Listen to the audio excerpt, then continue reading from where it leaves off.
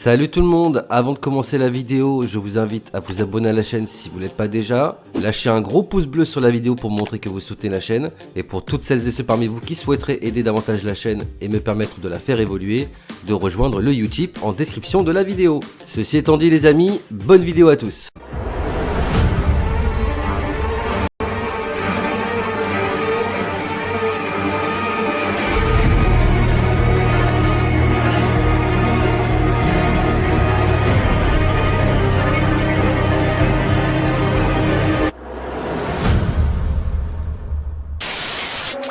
Hey, salut à tous, à toutes les amis, comment allez-vous? Bienvenue sur la chaîne de Sam Movie Show. Aujourd'hui, on se retrouve pour la vidéo réaction critique à l'épisode 14 de la saison 11 de Walking Dead. Waouh, les amis, on est à 2 épisodes de la fin de la partie B. Alors, ça a l'air de rien dit comme ça, mais ça sous-entend que après donc ces 2 derniers épisodes, on va être dans la dernière ligne droite de cette série. Après, il n'y aura plus rien, hormis les spin-offs et toutes les merdes qu'on aura par la suite. Mais en ce qui concerne la série mère, il n'y a plus rien. Et je me fais une réflexion où je me dis, putain, en fait, est-ce que c'est vraiment la saison finale qu'on est en train de regarder? Alors, je sais que je suis pas le seul à penser ça, mais je pense qu'on est tous d'accord avec ça. Peu importe nos différends ou les conflits qui nous opposent. Il y a un truc qui va pas avec cette saison 11. Il y a un truc qui va pas dans le sens où est-ce que on est vraiment en train de regarder une saison finale d'une série qui dure depuis une dizaine d'années maintenant. Enfin, je sais pas ce que vous en pensez les amis, mais c'est chaud quand même. Hein. Alors bon, je suis pas en train de dire que la saison est catastrophique, même si on a eu une première partie qui était à ras du sol quand même, hein, on va pas se mentir. On a quand même cette deuxième partie de saison 11 qui relève un peu le niveau dans l'écriture, la photographie, enfin bref, sur tout un tas de choses qui font que cette partie B est vraiment plutôt bonne, surtout en comparaison de ce qu'on a eu notamment dans la saison 10 et encore une fois dans cette première partie de saison 11. Je sens pas en fait l'impact, je sens pas la tension qui monte crescendo, je sens pas que il se passe des trucs de fou, des trucs forts qui vont péter avec des morts, machin, etc. Je sens pas ça en fait dans cette saison. Et c'est vrai que je fais souvent le lien entre Walking Dead et Game of Thrones parce que la dernière fois que j'ai regardé une fin de série, c'était Game of Thrones. On avait attendu la fin pendant 2 ans et honnêtement, même si le final, pour moi, le final de Game of Thrones est catastrophique, pour pas dire nul à chier, il n'en demeure pas moins que on a eu 6 épisodes, même si on devait en avoir plus, mais bon ça c'est encore un autre débat. On a eu 6 épisodes où la tension montait crescendo et plus les épisodes passaient, plus tu te rendais bien compte que ça allait bientôt être la fin. Avec 2 épisodes notamment, donc celui de la bataille à Winterfell et celui de la bataille donc à Port-Réal, où là tu sens vraiment que ça y est, on y est quoi. Là honnêtement dans Walking Dead, je sens pas qu'on arrive à la fin quoi. J'ai l'impression presque qu'on a une saison 11 pardon, et qui nous fait comprendre qu'on aura une saison 12 derrière quoi. Enfin, je sais pas si vous voyez où je veux en venir et si vous êtes d'accord avec ça, mais je pense qu'il va vraiment être temps que ça bouge, quoi. Que ça bouge vraiment. D'ailleurs, c'est la raison pour laquelle j'avais un petit peu critiqué l'épisode 12 en disant qu'on se faisait un peu chier, parce que je trouvais l'épisode vraiment mou, encore une fois, alors que derrière, on n'a pas tellement le temps de ralentir la cadence avec des épisodes comme ça. Il faut que ça y aille, quoi. Faut que ça bouge. Donc le Commonwealth, il va falloir très vite qu'il se passe quelque chose de fou à l'intérieur, qu'on ait un combat, quelque chose. Et surtout les amis, il va pas falloir se louper dans l'épisode 16 de cette partie 2, parce que si l'épisode 16, il est bien, certes, il est très bon comme certains épisodes qu'on a eu là, mais où il y a rien, il y a pas de cliffhanger, il y a pas une mort, il y a pas un truc de fou, épique qui se passe pour nous teaser que dans la partie 3, ça y est, ça va péter. Honnêtement, je pense que ça va gueuler. Hein. Alors, avant de commencer, petit récap de l'épisode de la semaine dernière, car l'épisode 14 qu'on va voir aujourd'hui est la suite directe de l'épisode 13. Donc, pour la faire courte, on a des soldats du Commonwealth qui se sont fait attaquer, des armes ont été volées, une communauté est prise en cible comme étant cette communauté-là qui a attaqué le Commonwealth. Cette nouvelle communauté, on va le voir plus tard, est donc la nouvelle communauté qu'a intégré Negan, donc c'est son nouveau groupe entre guillemets. D'ailleurs, je pense que c'est une des raisons pour laquelle Negan aura un rôle certainement important à jouer pour la suite de cette saison 11. Et on comprend très vite que cette communauté-là n'a rien à voir avec ce vol. Pourtant, Toby va quand même décider de les massacrer un par un Et donc l'épisode coupe à ce moment-là. Et que va-t-il se passer? C'est ce qu'on va voir donc dans cet épisode d'aujourd'hui.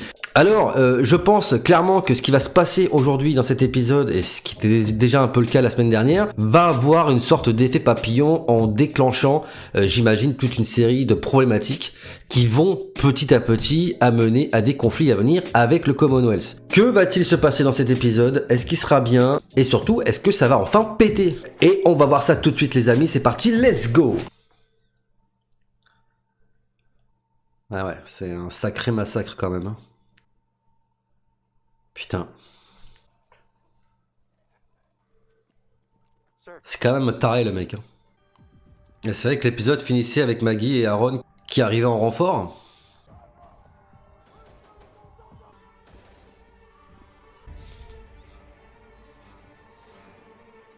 Bon, on se doute bien qu'à un moment donné, ça va péter, mais bon. C'est pas foufou, quoi. En tout cas, le Toby, s'il s'en débarrasse pas très vite, vu le psychopathe que c'est, il risque de faire d'énormes dégâts, quand même. Hein. Ah, ils sont bien implantés, les deux, là. Ah, ils vont partir en mission ensemble.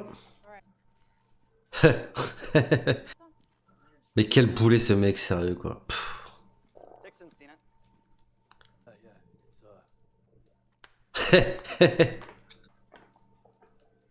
Comment il se fout de sa gueule, quoi. Même sa meuf, elle se fout de sa gueule. Ah, à mon avis, ça va pas lui plaire, ça. Vu le caractère du mec, c'est pas impossible qu'ils veulent se venger sur Daryl. Hein. What? C'est qui, ça? Ah bah, c'est la copine à Negan. Ah bah ouais. Ce qu'on appelle la fameuse impasse mexicaine. Negan. Ah, elle est contente, Lydia, quand même. Hein. Ça fait plaisir. Attends, il est avec elle? Enfin, je veux dire, ils sont en couple? La cachette la plus pétée de l'univers, quand même. Hein. Excusez-moi, mais... N'importe qui fouille le placard, il a juste à ouvrir les fringues et il voit bien qu'il y a une cachette. Hein.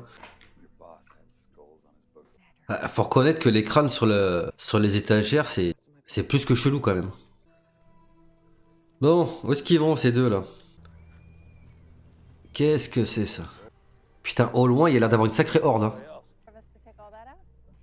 Bah, tu veux faire quoi s'il les tue pas? Je comprends pas, là. Les traverser? Pourquoi foutre? Putain, tout ça pour de l'argent, sans déconner. Putain, ils vont pas risquer leur vie pour quelques malheureux dollars, quand même. Hein. Après, ça a du sens si on part du principe qu'au Commonwealth, ils utilisent l'argent, en fait. Pour payer les travailleurs, etc., etc. Mais bon. Ça pue la merde, quoi. Oh! Non, t'es sérieux? Oh là là là là. Mais ouais, t'es un ouf de parler des ghosts comme ça. Je pense qu'on va tous être contents quand Sébastien il va crever. Hein. Enfin, c'est quand même une mission de merde. Hein. Excusez-moi, mais bon. Tu te rends compte comment ils risquent leur peau pour rien en fait? Je pige pas le truc en fait. Au Commonwealth, ils sont des milliers de soldats. S'ils voulaient vraiment avoir l'argent de cette banque là, ils ont juste à y aller avec tous les soldats, tirer dans tous les rôdeurs et terminer. C'est pas logique. Ça veut dire qu'ils sont pas tout seuls. Hein. Qui c'est ça? Oh, il a déjà envoyé des gens là-bas, ça veut dire? Mais quel enfoiré, sérieux, quel enfoiré. Putain, il a envoyé des gens à la mort, quoi. Sébastien, c'est un ouf aussi. Hein. Ah putain, et Negan, il est marié. Donc là, on est dans le time jump de 6 mois, alors pas un mois. Ça serait trop tôt, quoi. Pour qu'il ait le temps de se marier, de rencontrer une femme, etc. Quoi. La petite référence au chuchoteur qui va bien. Qu'est-ce qui se passe? Mais qu'est-ce qu'il fout là, Herschel? Ah putain, ils ont capturé le gamin. Ah ah bah oui. Putain, Negan qui sauve Herschel. Waouh. Cette référence... vous voyez où je veux en venir? La manière dont il a tué son père et le fait qu'il massacre un mec comme ça sous ses yeux, c'est... Mais Negan a sauvé Herschel. Là, excusez-moi, mais... Il peut pas plus faire de choses pour se racheter, hein. Elle est enceinte. Putain, mais Negan, il a pas le temps, hein. Excuse-moi, mais... En 6 mois, il a le temps de trouver une nana, de se marier, de la foutre enceinte. C'est chaud. Ah, je suis pas sûr que ça va plaire à Maggie, ça.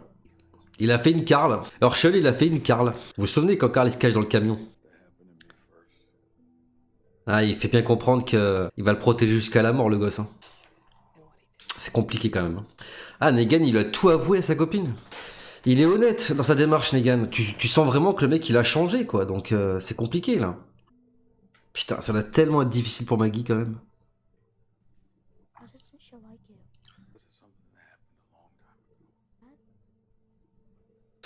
Putain. Est-ce que Negan va avouer qu'il a tué son père? Ah, putain. Est-ce qu'Herschel va tuer Negan pour boucler la boucle? Non. Bon, c'est que non, hein, bien évidemment. Putain, même ça, en vrai, c'est catastrophique, quoi. Tu vois, si on n'était pas au courant pour les spin-offs, là, on pourrait avoir peur pour Negan. Bah non. C'est dramatique. Putain, c'est chaud. Ça va que le gamin, il est pas débile, quoi. Heureusement. Bon, le courant est remis. Putain, elle a l'air vraiment désespérée, la meuf. Hein. Ah, là, ça craint, là.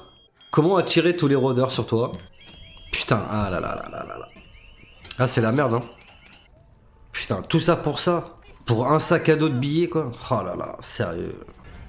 Il y a intérêt que cet argent serve vraiment à quelque chose par la suite, parce que sinon, c'est débile. Hein. Ah, les soldats qui viennent les aider, peut-être, non? Mercer? Mercer et Carole? Bah, qu'est-ce qu'ils foutent là? Mercer, il va péter un câble, en vrai. Parce que là, il est en train de se rendre compte que Sébastien, il fait de la merde dans son dos. Hein. Ah, la petite scène qui nous fait penser à la saison 6. La meilleure saison, selon moi, mais bon. Chacun son avis, hein. Ah. Ah. Toi, t'es tellement morte. Elle s'est fait bouffer l'autre ou pas? Je crois que oui, hein. Vu leur tronche. Ouah, putain, sale, hein. C'est dommage parce qu'elle, elle aurait pu apporter des preuves et foutre la merde vraiment au Commonwealth. Hein. Et ça aurait pu faire vraiment bouger les choses. Hein. Bon, en même temps, j'ai envie de te dire, avec tous les témoins qu'il y a, ça change pas grand chose. Hein. Oh là là là. Quelle bande de fils de pute. Et jamais vous vous dites que ça se trouve, c'est pas eux en fait? Je sais pas, non. C'est ouf. Hein. Il va trouver la cachette. Bah, il y a les traces de pas. Malin. Encore une fois, la cachette la plus pourrie de l'histoire des cachettes. Hein. Putain, il était à ça de trouver la cachette, hein. C'est ouf. Facilité scénaristique. Allez, tiens. T'es dans la merde, mon gars. Là, faut le tuer, lui. Hein. Clairement, faut en finir. Hein. Parce que lui va être sans pitié par la suite. Hein. Allez, Aaron. Voilà, t'as tout compris, mec. Finish him. Fatality. Ah, t'as la mort que tu mérites, mon gars. Excuse-moi, mais bon. On va pas pleurer sur son sort, quoi. Ah ouais, il y a 3 sacs de fric, quand même. Hein. Je pensais qu'il y en avait moins que ça. Putain. What? Ah bah ouais, mais je comprends. Ouais, Mercer, il est pas là pour ça, lui. Hein. C'est quand même des pourritures. Hein. On va pas se mentir. Hein. Il est content. Des gens sont morts pour de l'argent et il est content. Il s'en bat tellement les couilles. Ouais, toi, t'as rien fait du tout, toi. Que les choses soient claires, ça sera jamais tes potes, mon gars. Hein. Je crois qu'il y a plus personne qui va te répondre, mon garçon.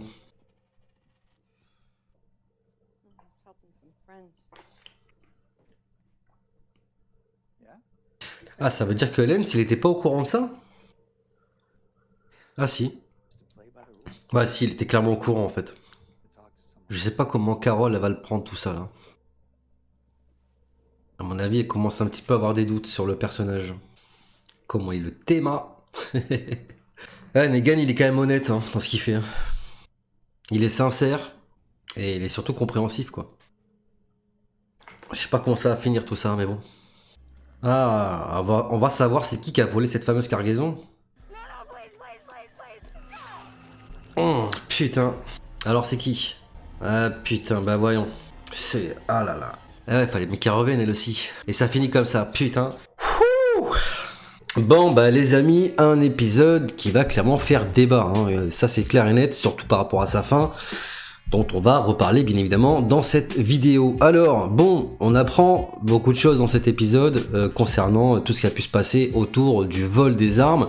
On sait maintenant avec certitude que bah, bien évidemment ce n'était pas du tout le groupe de Negan, et ça on le savait déjà, hein. Je veux dire au bout d'un moment il faut fonctionner avec logique. Et on le voit à la fin que la cargaison était quand même assez importante, il y avait quand même beaucoup d'armes, en plus de celles que possédaient les soldats du Commonwealth. Donc il est évident qu'à un moment donné, si ce groupe-là était bien celui qui a volé les armes du Commonwealth, il s'en se serait à un moment donné servi pour lutter contre ces soldats. Et ça n'a pas été le cas. Mais à aucun moment ça leur vient à l'esprit de se dire qu'il y a peut-être un problème, que c'est peut-être pas eux qui ont volé cette cargaison. On va quand même les exterminer sans se poser aucune question. Enfin bon. Pourquoi pas, j'ai envie de dire. On a tout un passage que j'ai eu du mal à comprendre où on envoie Daryl et Rosita dans une mission clairement suicide pour récupérer 3 pauvres malheureux sacs d'argent. Alors au début je croyais qu'il y avait qu'un seul sac, bon il y en avait un petit peu plus vu qu'il y avait 3 sacs, mais quand même je trouve ça hallucinant qu'on ait envoyé comme ça à la mort plein de personnes, parce que avant qu'on envoie Daryl et Rosita, on avait envoyé une quarantaine de personnes pour récupérer l'argent. Ils sont tous morts, voilà, le dernier personnage on va dire en vie de cette expédition mortelle est mort lors de l'arrivée de Rosita et de Daryl, qui n'ont malheureusement pas pu sauver cette personne. Alors c'est vrai que donc April elle s'appelle, la dame qui était emprisonnée donc dans le coffre-fort. J'aurais aimé qu'elle survive justement parce que elle aurait pu apporter un témoignage. Et ça aurait pu, j'ai envie de dire, foutre un peu la merde. Bon, même si dans les faits il y a des témoins, est-ce que ça va suffire pour faire remonter cette information-là? Je pense que oui. Les personnages qui étaient là, comme Daryl, Rosita et Mercer, ont bien vu qu'il se passait des choses qui sont pas nettes, et à mon avis, ils vont pas laisser ça comme ça. Il y avait également Carol d'ailleurs qui a rejoint Mercer par la suite. Mais surtout, ce qui m'a fait tiquer, c'est que honnêtement, il y a une horde de rôdeurs qui est assez importante. Je suis d'accord, mais le Commonwealth sont quand même plutôt bien équipés, bien armés.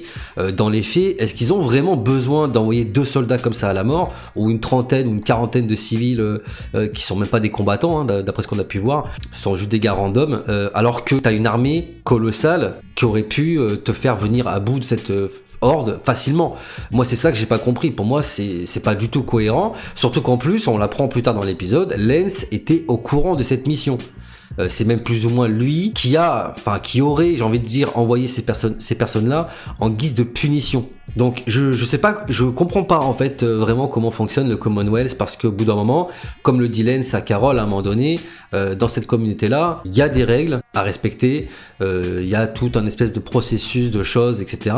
Donc comme le dit Carol également, soit tu fais partie du problème, soit tu fais partie de la solution.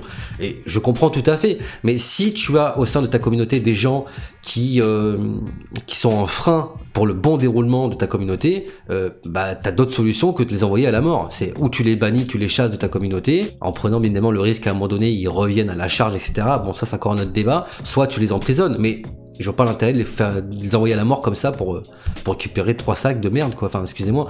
Alors, on pourrait se poser la question, pourquoi récupérer de l'argent dans un monde où au final l'argent ne sert plus à rien?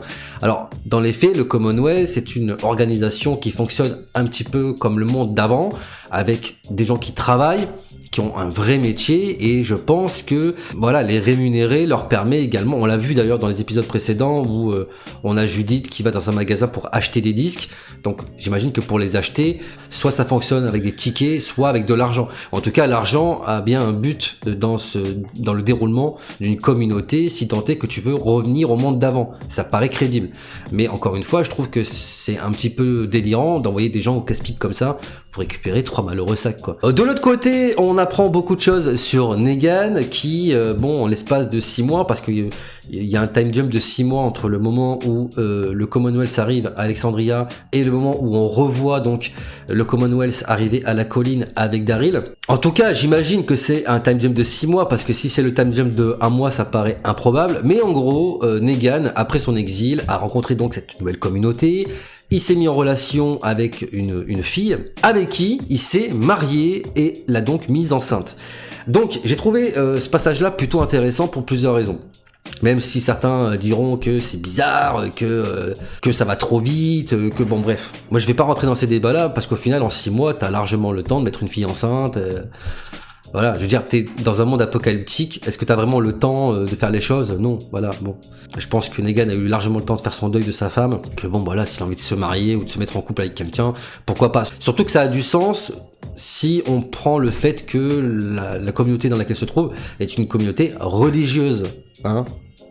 Je sais pas si vous voyez où je veux en venir, mais il est de bon ton, lorsque t'es chrétien, voilà, ou que tu es à fond dans la religion, que tu ne peux pas faire d'enfants ou avoir des relations sexuelles, on va dire ça comme ça, si tu n'es pas marié. Donc pour moi, ça a du sens. Alors après, est-ce que c'est cohérent dans le fait qu'il y ait pas beaucoup de temps qui se soit déroulé? 6 mois quand même, il peut s'en passer des choses en 6 mois. Bref, on n'est pas là pour parler de ça. Moi, ce que je veux dire, c'est que ça a un impact forcément par rapport à la relation Negan-Maggie. Parce que je pense que Maggie, ça doit difficilement lui être facile d'accepter le fait que Negan, au-delà de le voir en liberté par rapport à ce qu'il a fait à Glenn, le mec, il reconstruit sa vie, clairement. Il a une femme, il va avoir un enfant, alors que elle peut pas avoir ça. Enfin, elle a son enfant, mais elle a plus son mari, quoi. Elle a plus le père de son enfant.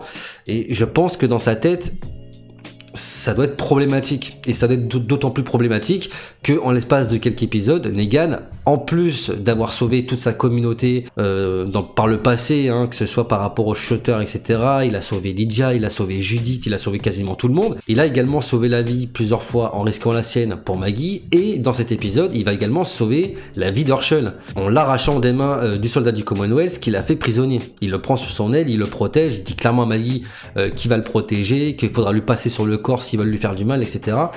Enfin, il montre quand même sa rédemption, il montre qu'il a changé, il se bat pour les autres, il se bat pour sauver les siens, et il se bat également pour sauver ses anciens ennemis. Donc, je pense que, encore une fois, je vais revenir sur quelque chose que j'ai déjà dit plein de fois dans mes vidéos, mais ça doit être très dur à vivre pour Maggie émotionnellement, parce qu'elle doit avoir une part d'elle qui se dit, le mec il a quand même changé, il a quand même sauvé ma vie, celle de mon fils, celle de mes amis, mais de l'autre côté, je peux pas oublier ce qu'il a fait, et je refuse que lui-même oublie ce qu'il a fait. Et il y a toujours, en fait, quand on regarde bien, cet esprit de vengeance qui est toujours là, qui pèse comme une chape de plomb au-dessus de Negan, et dont on peut allègrement penser qu'à tout moment ça peut lui retomber dessus. Et c'est également ce qui va se passer dans cet épisode, où on a donc Herschel qui va braquer Negan quand il va se rendre compte que l'homme qu'il a en face de lui est bel et bien l'homme qui a tué son père dans le passé. Donc cette scène, je l'ai trouvée forte et plutôt intéressante. Par contre, et là je suis désolé, je vais être obligé de pousser un coup de gueule, vraiment excusez-moi pour ça, mais que ça soit ce passage là ou le passage de Daryl et Rosita qui partent à la recherche de l'argent, ça me saoule parce que encore une fois on a là sous les yeux le fait que les conséquences indirectes de ce que peut représenter la communication merdique de Walking Dead, enfin de tout ce qu'il y a autour de Walking Dead, notamment sur l'annonce de ces spin-offs, que ce soit celui sur Daryl ou Carol ou celui sur Maggie et Negan. Parce que je suis désolé, mais si tu sais pas qu'il y a un spin-off après la saison 11 avec Negan et Maggie, eh ben au moment où Herschel braque Negan, tu peux commencer à flipper pour Negan. Tu peux vraiment flipper pour Negan, parce que tu peux te dire à ce moment-là, Herschel, il va tuer Negan. Il va venger la mort de son père. On va enfin terminer avec cet arc-là. La boucle est bouclée. Et surtout, qu'est-ce qu'on peut imaginer comme plus belle mort pour Negan que de mourir de la main du fils de Glenn, quoi. Enfin, je sais pas. Pour moi, ça aurait été excellent. Ça m'aurait fait chier, bien évidemment, de perdre un personnage comme Negan. Mais quitte à mourir, je préfère qu'il meure comme ça plutôt qu'il meure de la main de Maggie ou autrement. Là, ça aurait été vraiment fort et ça aurait eu un vrai impact. Mais comme tu sais que le mec, il va être là dans un spin-off après la saison 11, tu sais qu'il va rien lui arriver, et donc tu sais à ce moment-là que Herschel, il va jamais tirer. Ou au pire, s'il tire, il va juste le blesser, quoi. Mais il va pas le tuer. Et c'est catastrophique. Et c'est pareil pour la scène avec Daryl, parce que même si tu peux te dire, ils sont dans la merde, il peut se passer quelque chose. Bon, à part pour April, où je me suis dit, bon, ouais, au pire, elle va crever. Rosita, j'avais un petit doute. De me dire que peut-être elle risquait elle aussi de se faire mordre, etc. Mais en ce qui concerne Daryl, je n'ai aucune crainte. Et putain, ça enlève quand même beaucoup le charme de l'épisode et la tension ou même les peurs qu'on peut avoir pour certains personnages. C'est catastrophique, et moi ça me fait complètement sortir de l'épisode. Je suis désolé, je sais pas si ça vous fera la même chose, mais moi je trouve ça scandaleux, encore une fois, parce que ça va être comme ça jusqu'à la fin de la série, malheureusement. À chaque fois qu'on va voir Daryl, Carol, Maggie ou Negan en danger, on va être là comme ça, ouais, c'est bien, vas-y, termine la scène, parce que bon, il va rien se passer, quoi. Enfin, c'est honteux, quoi. C'est honteux. Bref, Mercer est quand même témoin de beaucoup de choses, et on sent que au fur et à mesure des épisodes qui avancent, il va clairement prendre position contre le Commonwealth. Il est pas du tout d'accord avec ce qui est en train de se passer. Il le prouvera encore dans cet épisode en abattant froidement les deux gardes du Commonwealth qui s'en foutent d'avoir balancé à la mort une quarantaine de personnes, alors que Mercer, il n'est pas là pour ça. Mercer, il est là pour protéger les gens, pour sauver des gens, et pas pour les exterminer, quoi. Alors je sais pas comment il va réagir quand il va apprendre le massacre qui a été perpétré sur la communauté de Negan pour un vol qu'ils n'ont encore une fois pas commis, mais je pense que ça va encore rajouter des tensions, bien évidemment. On revoit également Sébastien. Alors quand on parle de tension, alors lui il se pose là, lui c'est vraiment le boulet. Lui, il est comme Lance en fait, il est comme Lance, il est comme Toby, il fait partie des psychopathes, je pense, du Commonwealth. Dont il va vraiment falloir très vite se débarrasser, parce que je pense que ici il y a 3 personnages clés dans cette saison 11, en tout cas dans cette communauté du Commonwealth, qui foutent clairement la merde et qui sont très dangereux. C'est bien Toby, Lance et Sébastien. En ce qui concerne donc Pamela Milton, je ne sais pas où elle se situe dans tout ça. Est-ce qu'elle est méchante? Est-ce qu'elle l'est pas? Est-ce qu'elle est consciente de ce qui se passe dans son dos? Moi personnellement je pense pas, parce que Lance travaille beaucoup dans le dos de Pamela Milton pour la simple et bonne raison qu'il veut devenir calife à la place du calife. Lui il veut clairement prendre la place de Pamela, et ça pour moi ça ne fait aucun doute. Donc elle, je pense que je vais la mettre de côté pour l'instant, parce que pour l'instant je ne sais pas où la situer. Toby, bon, alors bien évidemment il est mort dans cet épisode, et heureusement j'ai envie de dire, parce que sinon vu le psychopathe que c'est, je le dis dans la vidéo, mais je pense que lui il aurait aucun scrupule à abattre des gens qui nous sont chers, il aurait pu très bien abattre Aaron ou Gabriel dans cet épisode. Alors, on a terminé avec lui, et heureusement. Par contre, là, il va falloir quand même qu'on se penche sur un petit problème qui va se passer. C'est qu'à un moment donné, Lance, qui a envoyé Toby à la recherche de ses armes, va bien se rendre compte à un moment donné que le mec ne revient pas et qu'il s'est passé quelque chose. Et il va bien comprendre à un moment donné que les personnes qu'il a accueillies au sein de sa communauté sont en train de travailler contre lui. Et donc à un moment donné ça va finir par péter, et c'est ce que je disais dans le début de l'intro de cette vidéo, où il va falloir qu'il se passe des choses et qu'on avance, et c'est clairement ce qui est en train de se passer. Petit à petit il y a des tensions qui sont mises en place, qui vont clairement au bout d'un moment finir par péter au sein du Commonwealth et déclencher une guerre. Là où moi ça me fait peur par contre, c'est que j'ai peur que au sein de nos héros ça fasse des divisions entre les personnages qui ne voient pas tout ce qui se passe autour du Commonwealth ou à l'extérieur, et qui vont pas comprendre pourquoi leur ami se révolte contre le Commonwealth, car eux qui sont impliqués dedans, finalement ils ont une meilleure vie que tout ce qu'ils ont vécu jusqu'à présent. Ils ont un travail, ils ont de la nourriture, il y a des gens, enfin je sais pas, ça va paraître très compliqué, et je pense qu'on va vivre quelque chose de très similaire à ce qui s'est passé à Woodbury entre Michonne et Andrea. Souvenez-vous, Michonne est très sceptique par rapport à ce qui est en train de se passer. En menant son enquête, elle découvre qu'il y a des choses qui sont très bizarres et qu'il faut vraiment se barrer d'ici avant que ça dégénère. Et on a de l'autre côté Andrea qui se sent bien en fait. Elle a une place auprès du gouverneur. Enfin, elle est très bien là où elle est. Après avoir passé 6 mois à manger des racines, bon, on peut comprendre que la meuf, elle n'a pas envie de bouger. Et je pense que c'est clairement ce qui risque de se passer au sein du Commonwealth par la suite, avec toutes les tensions qu'il y aura bien évidemment. Et puis bon, voilà les amis, on va terminer par ce cliffhanger qui à mon avis va grandement faire débat. Je pense que certains ça va leur plaire, et beaucoup je pense que ça va pas du tout leur plaire, mais on apprend qui a volé cette cargaison, et c'est tout simplement Léa qui donc souvenez-vous qui faisait partie des Reapers, et que donc Daryl a laissé s'enfuir. On savait qu'elle reviendrait, on l'avait vu dans les trailers, on savait qu'elle reviendrait à tout moment. Moi ça me choque pas tant que ça, j'ai envie de vous dire. Je suis pas spécialement en colère par rapport à ça, parce qu'il fallait bien faire revenir Léa. Si tu la fais revenir, faut bien qu'elle serve à quelque chose, on va dire d'utile. Là clairement elle va revenir pour foutre la merde, et je pense que l'impact, parce que ça a l'air de rien dit comme ça, mais l'impact et les conséquences que vont avoir le fait qu'elle ait volé les armes sur l'ensemble des communautés, bien évidemment, qui ont rejoint le Commonwealth, et toutes les problématiques que ça va engendrer, le fait de s'être retourné contre eux, ça va venir de Léa, et ça va vraiment foutre la merde. Donc au final, elle revient pas pour servir à rien, et je trouve ça plutôt intéressant. Après, chacun son avis, on aimera ou on n'aimera pas. Et la question qu'on peut se poser, c'est où est-ce que Léa va se positionner par la suite? Qu'est-ce qui va se passer avec ce personnage-là? Est-ce qu'elle a attaqué le Commonwealth? Parce que c'est ça qu'on pourrait se poser comme question. Est-ce qu'elle a fait ça en sachant très bien qui était le Commonwealth, en sachant que Daryl faisait partie de cette communauté-là et qu'elle voulait se venger justement en foutant la merde, en volant les armes? Ou est-ce qu'elle les a juste volées comme ça parce que elle est toute seule et qu'il faut bien qu'elle se défende? D'ailleurs, petite chose qui m'a quand même frappé, si je devais pousser un coup de gueule par rapport à cette scène, c'est que la meuf, elle est toute seule, quoi. Elle est toute seule, et elle met à mal 4 ou 5 soldats, je sais plus combien ils sont, du Commonwealth, armés jusqu'aux dents, solo. Alors qu'elle, de base, elle avait pas vraiment d'armes, quoi. Je sais pas, moi je trouve ça assez chelou quand même. Hein.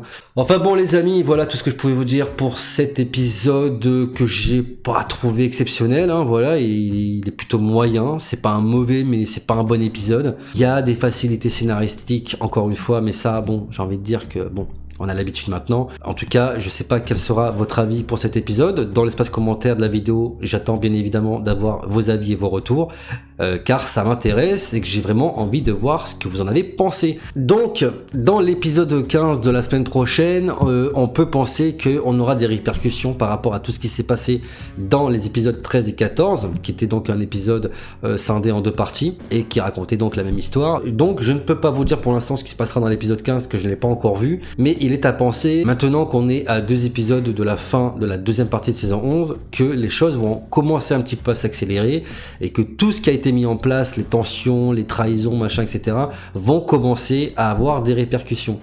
Et il serait grand temps que ça bouge, parce que, bah, comme je vous l'ai dit en début de vidéo, après on va entamer la dernière ligne droite, et il va vraiment falloir que ça pète. Enfin bref les amis, dites-moi ce que vous avez pensé de cet épisode dans l'espace commentaire de la vidéo qui vous est dédié. Avant de partir, bien évidemment, je vous invite à vous abonner à la chaîne si vous ne l'êtes pas déjà, lâchez un gros pouce bleu sur la vidéo si celle-ci vous a plu. N'oubliez pas que vous pouvez toujours participer à l'évolution de la chaîne en me soutenant sur Utip, dont le lien est disponible en description de la vidéo. Je remercie bien évidemment encore une fois toutes les personnes qui m'ont déjà soutenu et qui iront par la suite. Dans la description de la vidéo, vous pouvez également trouver les liens vers mes réseaux sociaux pour toutes les personnes qui souhaiteraient me parler en message privé, donc n'hésitez pas à aller y faire un tour.